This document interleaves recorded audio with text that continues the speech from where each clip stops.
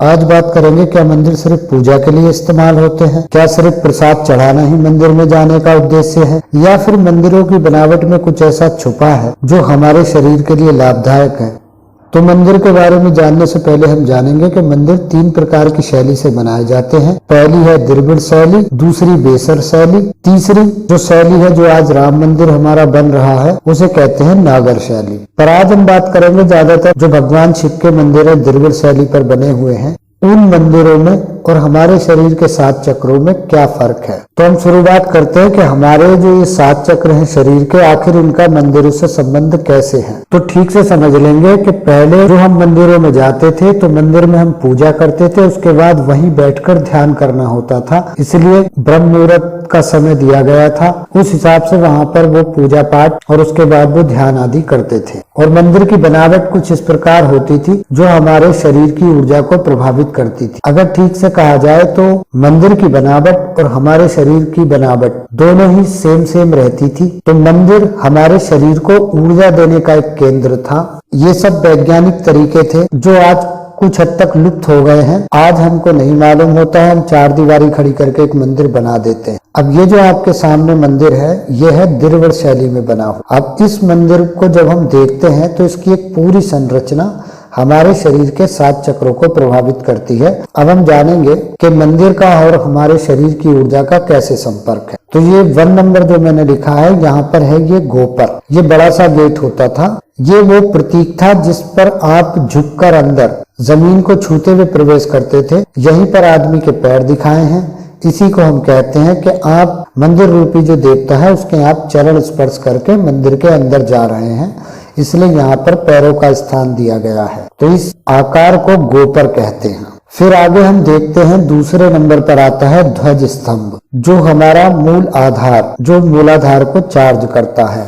ध्वज स्तंभ जो है वो एक ऊंचाई का प्रतीक है। ध्वज स्तंभ एक ऊंचाई लिए हुए ध्वज स्तंभ होता है जो प्रतीक है नीचे से ऊपर जाने के लिए, और ठीक ऐसे ही हमारी कुंडली नीचे से ऊपर जाती है, मूलाधार से शुरू होकर सहस्त्रार तक। फिर जब हम देखते हैं तो उसके बाद दूसरा जो चक्र हमारा आता है वह है स्वादिष्ठान चक्र। जो आदमी ज्यादा काल्पनिक है उसको कल्पनाएं बहुत आती हैं, रातों को बहुत सारे डिसीजन लेता है और सुबह ही फेल हो जाता है, तो उसका स्वादिष्ठान अक्सर खराब होता है। तो जो हमारा स्वादिष्ठान चक्र है इसको हम कहते हैं बलिपीठम। बलिपीठम का अर्थ यहाँ पर ये बताया है कि जब हम अपना स्वादिष्ठान जागृत करने की कोशिश करते हैं तो बलिपीठम यहाँ पर आपको अपनी उन इच्छाओं की बलि देनी होती है। जो 5 वो इच्छाएं होती हैं, काम, क्रोध, ईर्ष्या, अहंकार, लोभ, तो ये सब त्याग करके आपको इस 5 भाव आपको बलिपीठम को अर्पित करने हैं और फिर उसके बाद आपको आगे चलना है। जब हम ठीक आगे जाते हैं तो द्रविड़ शैली में अगला जो स्टेप आता है वो आता है अधिकारा नंदी। तो कुछ लोगों को आपने देखा होगा कि वो नंदी के कान में अपनी इच्छाएं भी बोलते हैं,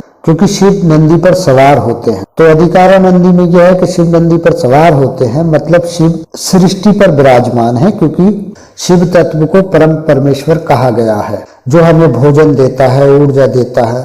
और इसी से जुड़ा हुआ है हमारा अगला चक्र मणिपुर चक्र।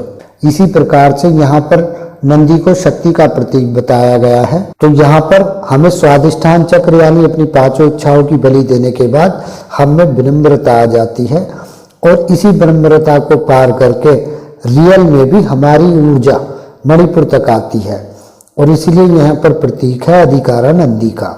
अब जो अगला स्टेप है चौथा, उसे अगर हम देखते हैं तो वो कहते हैं महामंडप। महामंडप में आप देख रहे हैं कि खुला हुआ स्थान होता है जिसको हम कहते हैं जिसमें वायु आती रहे, और वायु जो तत्व है वो हमारे हृदय में, हृदय का जो तत्व है वो वायु है। तो यहाँ पर जो हमारा हृदय चक्र है, तो महामंडप से हमारे हार्ट चक्र को ऊर्जा मिलती है, हृदय चक्र को ऊर्जा मिलती है, जिसे हम अनहद चक्र भी कहते हैं। और एक बात जान लेंगे, द्वापर युग में जो मंदिर बनते थे उनमें जब शिवलिंग स्थापित किया जाता था तो उसकी गहराई बहुत नीचे तक रखी जाती थी, जितनी अधिक से अधिक हो सके वो गहराई रखते थे। तो ये द्वापर युग के मंदिर है। अब जो कलयुग के मंदिर आ रहे हैं वो हवा में ऊपर बनते हैं, ये अंदर बनते थे। इनकी जो नींव थी वो बहुत गहरी रहती थी, इसलिए आप जो देखते हैं कि जो बड़ी बड़ी बिल्डिंगें आज बन रही हैं वो इसी हमारे द्वापर युग के बेस पर बन रही हैं, एक स्तंभ के तौर पर, जो मजबूती उन्हें जमीन से मिलती है, जो वो भूकंप आदि से बचे रहें। फिर हमारा आता है विशुद्धि चक्र।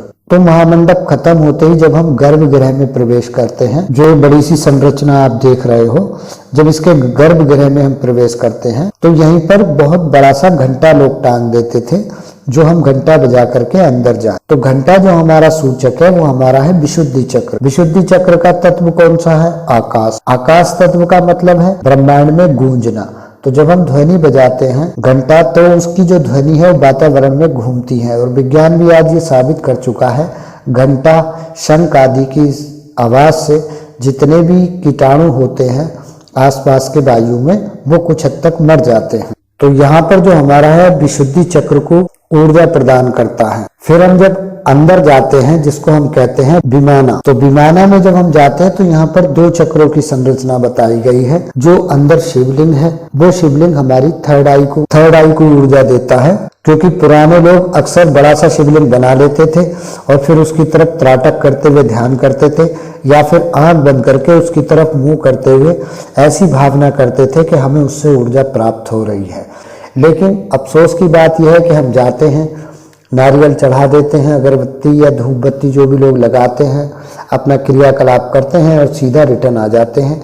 ना ही कोई बैठ करके विमाना में ध्यान करता है, ना ही कोई मंडप में बैठ के ध्यान करता है, और फिर वो सीधे घर आ जाते हैं। पहले के लोग जो थे, जो ये आप देख रहे हैं महामंडप, इसमें इकट्ठा होकर के शिवलिंग की तरफ देखते हुए वो लोग ध्यान करते थे और अपने ऊर्जा का संचार अपनी बॉडी में प्रवाहित कराते थे अपनी भावनाओं के द्वारा, और उसका लाभ उठाते थे, क्योंकि जो शिवलिंग की ऊर्जा थी वो पूरे मंदिर को प्रभावित करती थी। और यहीं से जो ऊपर की चोटी आप देख रहे हैं उसको सहस्त्रार चक्र ऊर्जा प्रदान करता है, क्योंकि आप ये देखेंगे ये चोंचिया आकार का बनाया जाता है।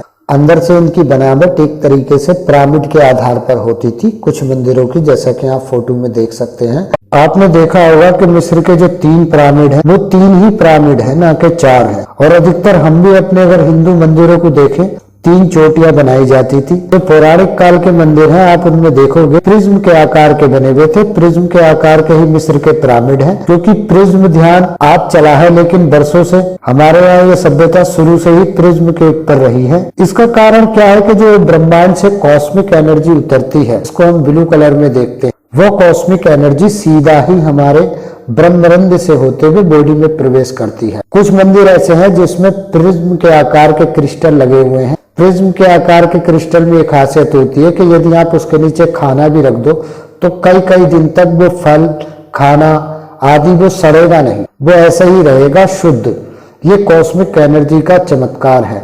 इसलिए हमारे मंदिरों की जो बनावट है वो भी पिरामिड के आधार की है, त्रिकोणीय बनावट है, और उसी के नीचे जो शिवलिंग होता है, उसके नीचे जो प्रसाद रखा जाता है, तो वो ऐसे जल्दी से सड़ता नहीं है। जो लोगों ने ऐसे मंदिरों में ध्यान किया है वो जानते होंगे कि इसके कितने फायदे। तो हमारी जो हिंदू सभ्यता थी वो ऐसे नहीं है, जो आज लुप्त होती चली जा रही है। फिर एक कारण ये होता था कि पहले जब भी हम ध्यान करते थे, पूजा पाठ करते थे, तो वहां पर लोग इकट्ठा होते और जो पंडित होते थे वही आगे की रूपरेखा तैयार करते थे कि हमको गांव में या शहर में किस तरह से रहना। तो हिंदू लोग एकत्रित होकर के एक प्रेम भाव होता था।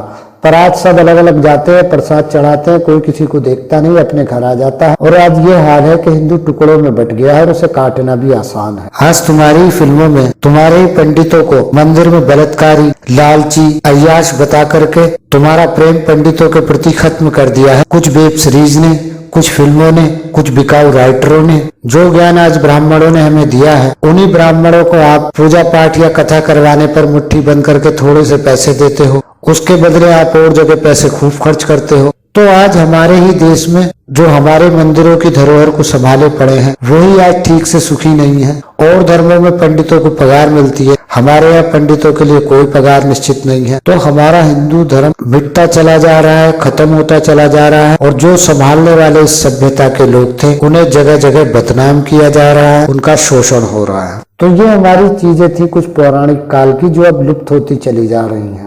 तो हम अपना अस्तित्व भूल चुके हैं कि हम आखिर में शुरू में क्या थे और हमारा कितना बड़ा विज्ञान था। तो दरअसल हमारे जो मंदिर बने थे वो केवल पूजा पाठ के लिए नहीं बने थे, वो ध्यान के लिए भी बने थे। तो जिन लोगों को लगता है कि उनके आसपास मंदिर है और वो ध्यान कर सकते हैं, तो जो लोग मंदिर में जाकर के ध्यान करेंगे उनको अवश्य ही कहीं ना कहीं बहुत अधिक फायदा होने वाला है। तो चाहे वो हमारे शरीर के सातों चक्र हो, चाहे वो हमारे मंदिर हो या कोई भी शक्तिपीठ हो, हर चीज के पीछे एक वैज्ञानिक कारण जुड़ा हुआ है। जो लोग चाहते हैं कि ऐसे ही वैज्ञानिक कारणों के साथ ऐसी चीजों को जो नहीं समझ पाते, मेरे साथ जुड़ करके वो जानना चाहते हैं और ध्यान करना चाहते हैं, जिनको लगता है कि उनको कोई दिक्कत नहीं आनी चाहिए, तो मैं बहुत सिंपली तरीके से ध्यान कराता हूँ। मैं कोई योग प्राणायाम वगैरह नहीं देता हूँ, सब वैज्ञानिक तरीके से करवाता हूँ, जिसमें गारंटी रहती है कि आपको नुकसान कुछ नहीं होगा। फायदा आप जितना उठा सकते हैं उतना उठाएं। तो जो जुड़ना चाहते हैं वो शाम के 7 बजे से रात के 11 बजे तक मुझे फ़ोन कर सकते हैं। इसमें बस 1 टाइम फीस रहती है, अनलिमिटेड कोर्स रहता है। तो हमसे जुड़े रहिएगा। प्रणाम।